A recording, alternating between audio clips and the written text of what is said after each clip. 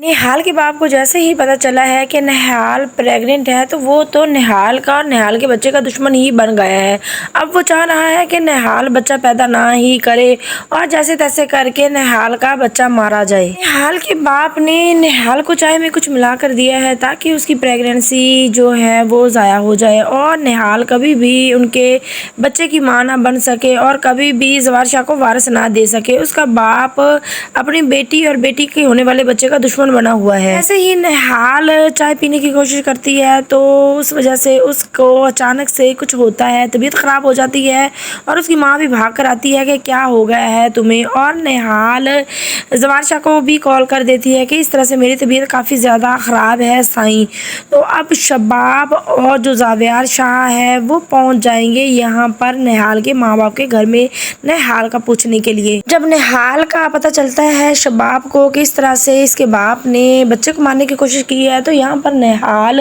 کی حالت دیکھ کر شباب بھی اس کے نہال کے ماں باپ کو دھمکی دے کر جاتی ہے کہ خبردار نہال سے دور رہیں، اگر ہمارے ہونے والے بچے کو کچھ ہوا تو ہم سے برا کوئی نہیں ہوگا، اور نہال کو بھی دھمکی دیتی ہے کہ تمہارا باپ بہت برا انسان ہے، اس نے ایک بار پھر سے ہمارے گھر کے وارث کو ختم کرنے کی کوشش کی ہے، قتل کرنے کی کوشش کی ہے۔ جو شباب ہے وہ نہال کو گھر میں بھی نہیں رہنے دے رہی کیونکہ وہ جیلس ہوتی ہے۔ جیسے ہی نہال جیسے وہ زوار شاہ کے پاس بیٹھتی ہے یا بات کرتی ہے یا اس کے کمرے میں جاتی ہے، شباب کو بالکل بھی برداشت نہیں ہوتا نہال کو اس کے ماں باپ کے گھر میں چھوڑ آئی ہے۔ زوار شاہ کو جیسے ہی پتہ چلا ہے تو وہ شباب کو بھی یہاں پر کہتا ہے کہ شباب دیکھو تم اس طرح سے مت کرو اور نہال کو واپس لے آؤ کیونکہ وہ آدمی بہت گھٹیا ہے، پہلے اس نے میرے بھائی کو مارا، اب وہ میرے بچے کو مارنا چاہ رہا ہے، تو مجھ سے یہ بالکل بھی برداشت نہیں ہوگا۔ لیکن جو شباب ہے وہ بالکل بھی نہیں مان رہی کہ نہال یہاں پر آئے، وہ بس یہی چاہ رہی ہے کہ جیسے تیسے کر کے وہ بچہ پیدا کرے، ہمیں بچہ دے اور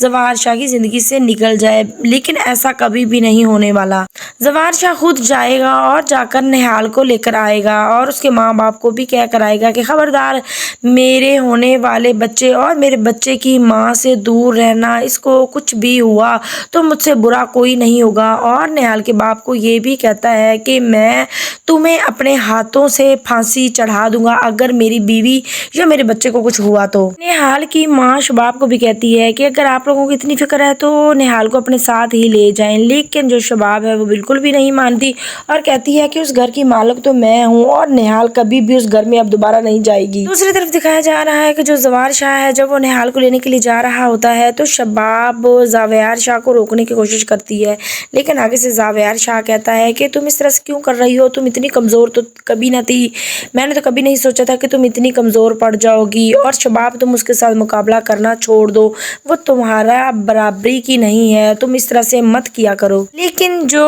نہال ہے وہ آہستہ آہستہ زوار شاہ کے دل میں تو جگہ بنا گئی ہے، گھر میں بھی جگہ بنا لیا، لیکن کبھی بھی وہ اس گھر سے اب نہیں جانے والی کیونکہ زوار شاہ کو جب محبت ہو گئی ہے تو وہ کبھی بھی نہال کو اپنے گھر سے نہیں نکالے گا۔